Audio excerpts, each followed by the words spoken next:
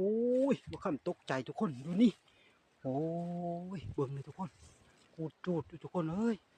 เบิ่งนี่นี่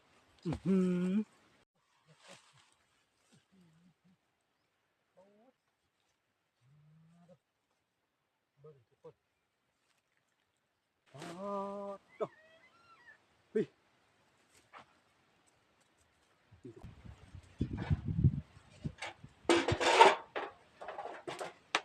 เฮ็ดกินแรงอีกนี่คนคุกโอ้ยคุกเขาโอ้ตัวคนตำเอ็ดเคยมาสองเท่า มาสองคนนี่เดี๋ยวคำเงียบเลยทุกคนน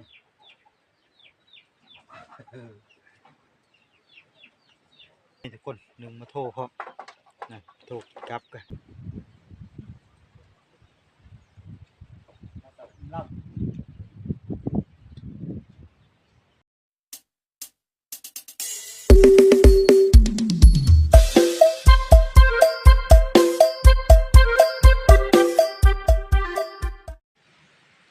ับทักทายสบายดีพี่น้องปองปายมาสุขูสุคนพบกับเบาคำสินเก่าสินเคยทุกคนเนาะมื้อนี้ก็เบาคำสิพาทุกคนไปยำแฮวเลยทุกคนเนาะอยู่โซนมันเบาคำใช้ไว้ละทุกคนเนาะใช้บริฮือเลยไปยามมาเบิ่งทุกคนเอามาสิมานอีกอยู่บนทุกคนเพราะว่าเบาคำก็พยายาม2 มือแล้วทุกคนเนาะไปลุ้นน้ำกันทุกคนเนาะแต่ว่าหนูก็ถือว่ายังหลายอยู่แต่ว่าบ่ฮู้ว่าสิถึงโมงหรือบ่ทุกคนเนาะจังใดก็ตามทุกคนฝากกดไลค์กดแชร์กดติดตามกำลังใจบ่ค่ำเลยทุกคนผู้ใดเข้ามาใหม่กด Subscribe ให้บ่ค่ำนะทุกคนเนาะจะได้บ่พลาดคลิปต่อไปว่าบ่ค่ำสิพาไปเฮ็ดอีหยังทุกคนเนาะชีวิตแบบบ้านๆทุกคนเนาะ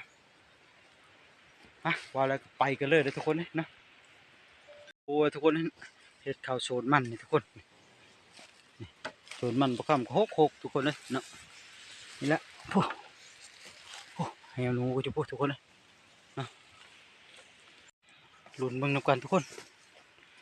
สิมานมาทุกคนนะทางควัดก็ไม่ทุกคนนะถึงอยู่บนโอ้นี่คือเก่าทุกคนเลยนะนี่โมงนี่ก็โมเที่ยววะทุกคน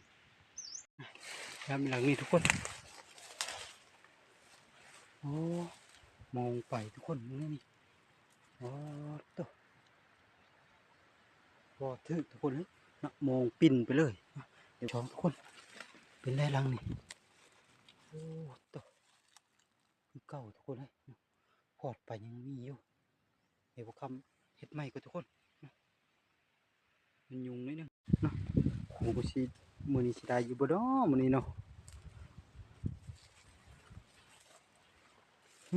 เหี่ยวหายทุกคน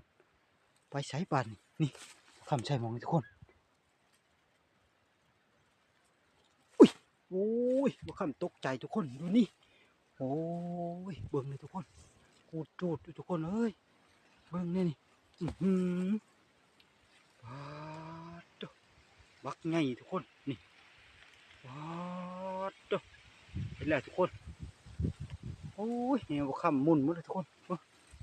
เบิ่งนี่อุ้ยอะไรทุกคนเนี่ยเจอแล้วรอบนี้นี่ทุกคนเห็นปะเอาแล้วมาแล้วทุกคนให้มันนี่กันนะนี่ทุกคนอุ้ยนี่ทุกคนนี่ก็มาแล้วทุกคนนี่เห็นไหมทุกคนนี่จูดทุกคนโอ้บักไงเลยทุกคนนี่โอ้ยเดี๋ยวว่าคำผิดก่อนทุกคนเนาะ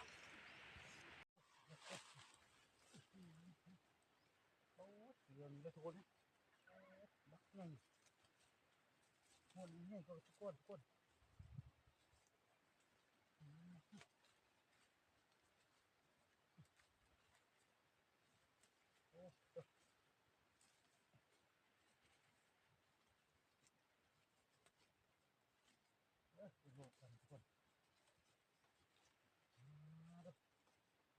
้งทุกคนนี่เจออีกแล้ว รอบนี้มาทุกคนเลยนี่พักใหญ่อ๋อ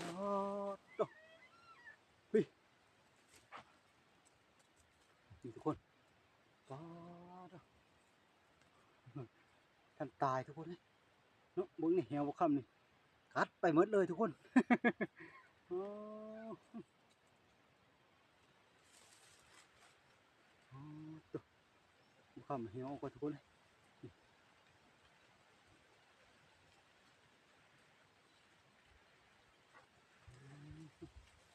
นี่ทุกคนโอ้โหเจอทุกคนนี่เจอดักใหญ่มานอีกแล้ว แนวโชนนี่ชุดยอดทุกคนเลยนี่เอาไปซื้อล่องไปเฮ็ดโลดลำบากคำอยู่รักนี่ทุกคนมานอีหลีเนาะนี่มานแท้มันแท้ตัวพวกนี้แหวคำทุกคนกูจูดเลยป๊าดโทุรอบนี้ถือว่ามานแล้วทุกคนนี่เพิ่งมันกัดนี่ทุกคนป๊าดไปหมดเลยนี่นะเก้าพี่เนาะ โอ้คำเฮ็ดไหมด้วยทุกคนเนาะกัดขาดแล้วโอ้กัดใหม่ทุกคนเลย ยังบ่ทันหมดเลยทุกคนเดี๋ยวไปยามอีกก่อนโอ้สิหมานอีบ่เด้อทุกคนเนาะมื้อนี้อาจจะมี2ก็ได้เด้อนี่ อันนี้ได้1มาทุกคนไปลุ้นต่ออีกทุกคนยังอยู่3ด่างทุกคนเนาะไปลุ้นเบิ่งนี่ ไปลุ้นนี้ลุ้นนี้อันนี้คือว่าหมานเลยทุกคนเนาะยังอีก3ด่างไปอีกยังอีกหมองหนึงทุกคนไปลุ้นต่ออันมีสิทธิ์ได้2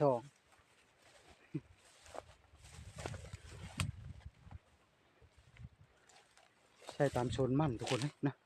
มันปบมาจะให้หน้าเพราะว่าบ่คำเกี่ยวเขาเลยมันเข้ามาอยู่โซนมันต้นมันนะเดี๋ยวอันก็ทุกคนบางหลังก็ทุกคนมันได้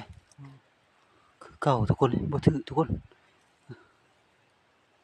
หนูบ่เที่ยวทุกคนเนาะยังคือเก่าอยู่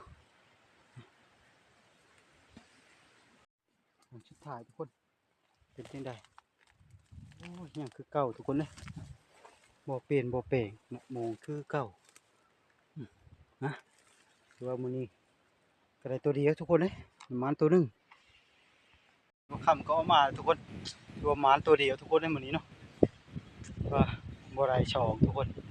รุ่นช่องแต่บ่ได้ฮะรวมหมานทุกคนมื้อนี้บ่คำสิมาเฮ็ดกินก่อนทุกคนเนาะจักสิเฮ็ดแนวใดเบิ่งเป็นกะปิกินทุกคนปิงจำแจ่วบ่คักอยู่ได้ลาบก็คักนะทุกคนได้เฮ็ดได้2อย่าง3อย่างบ่ได้นี่โคก็แซ่บมกก็แซ่บทุกคนมื้อนี้เป๊ะเมื่อก่อนนั้นบ่คำมกคืนนี้จะอาจจะลาบบ่ลาบก็ปิงทุกคนไปมากินร้อนไปดังไฟคาละ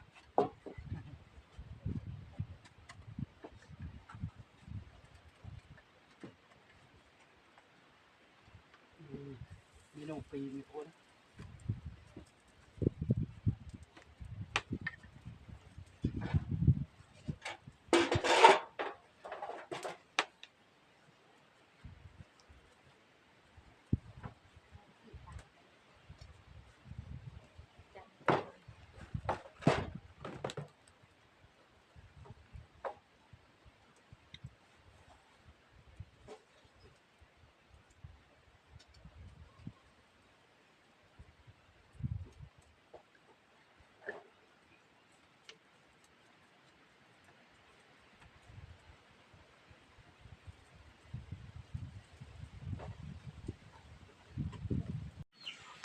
วอนเพิ่นกวะเพิ่นสิปีงให้กินได้ทุกคนได้มื้อนี้ได้ลองกินชิมมื้อสะวอนก่อนปิงหนูเพิ่นปิงหนูมื้อนี้แจ่วคักๆทุกคนเลย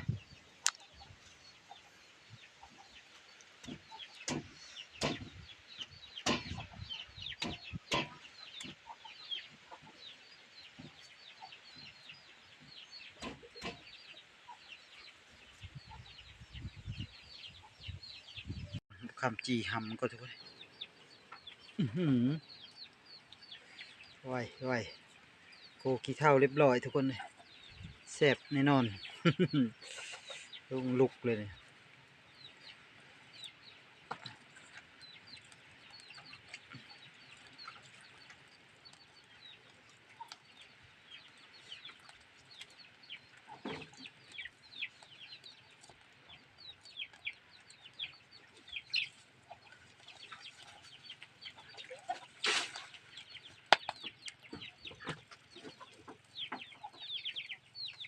จะหามซุกเล็กลอยทุกคนซุกละ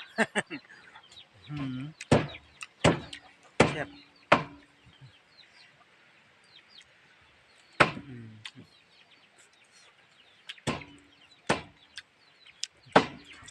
ไมโครผักเป็นตอนทุกคนเป็นวาวยามันไปซุกเป็นโตโอ้หลายๆทุกคน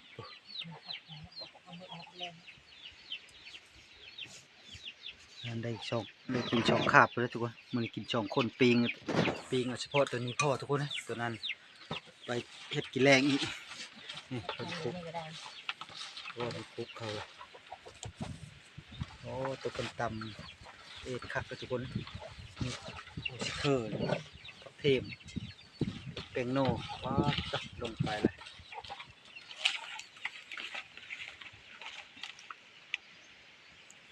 เฮ็ดโน่ได้นี่ตัวนี้ปีงคามันตัวตวงลุบมามันลงเห็นทุกคนเคยมา2 เท่า มา2 คน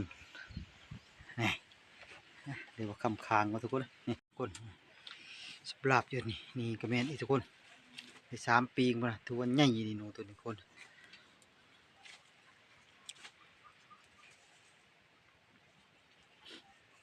กินหอมมาแล้วทุกคนเลยบรรยากาศยามหนาวทุกคนปิงไฟปิงหนูบ้าเอาท่าแล้ว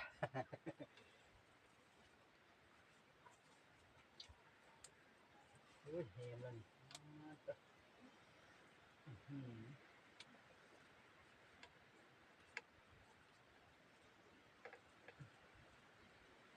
เดือนหนึ่งออกมาแล้วทุกคนเลยหนาวแห้งแล้ว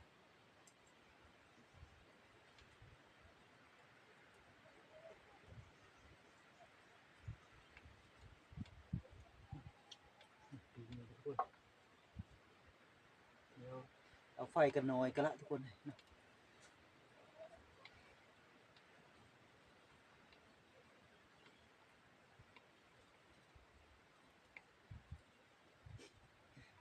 สวัสดีน้องบุโถกันทุกคนพอดีกินดีหนึ่งไปทุกคนขับมาก่อนครับจะเป็นนูจิโก้ทุกคน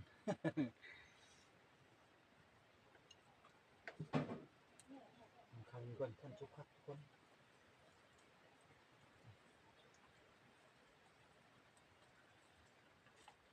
ไหว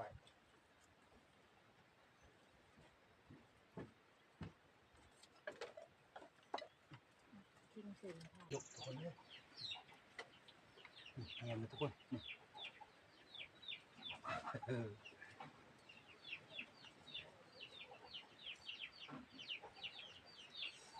ทุกอะไรเลย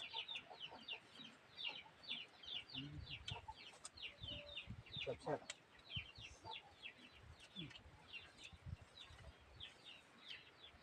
านชุกครับทุกคน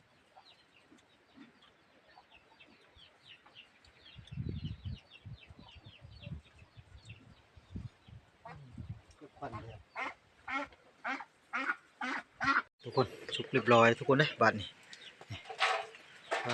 ดอกนี่2 ปีทุกคนนั่งอยู่ปีนี้อีกเดี๋ยวคำพักก่อนทุกคนนี่แก้วซ้อนตำเรียบร้อยมาทุกคน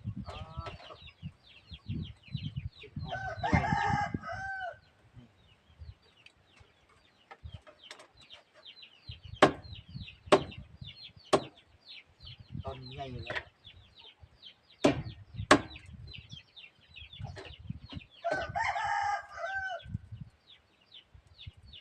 ยาปากหายแล้วตอนนี้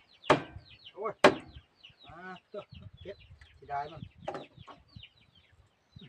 ตัวนี้บุกพัก ทุกคน เดินไป อ่าครับนี่ทุกคนก็อ้อยห้อยทุกคนหนึ่งมาโทรพร้อมนะโทรกลับกันฮะมาทุกคนบันนี้บันเทิงกินมาเด้อทุกคนมากินข้าวเที่ยงน้ำกันนะมื้อนี้ปิ้งหนูแซ่บขาโตกัน ๆขาโตลูกมันดีอ่ะคนใหญ่ทุกคนเจียวชะมะนาวครับขนาด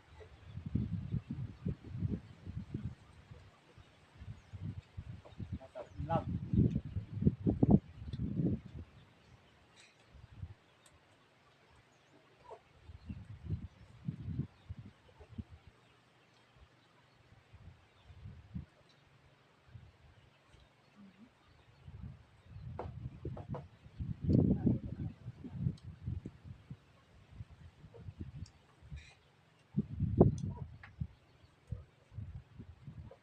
นี่จะเขาน้อยเพิ่ม ย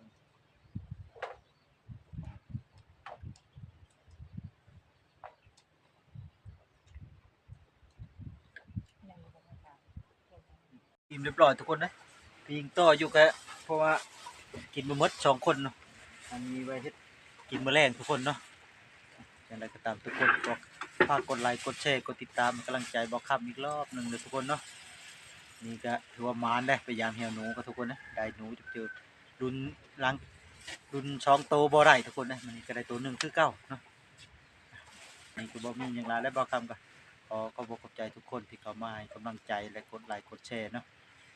นี่ขอจบคำว่าสบายดี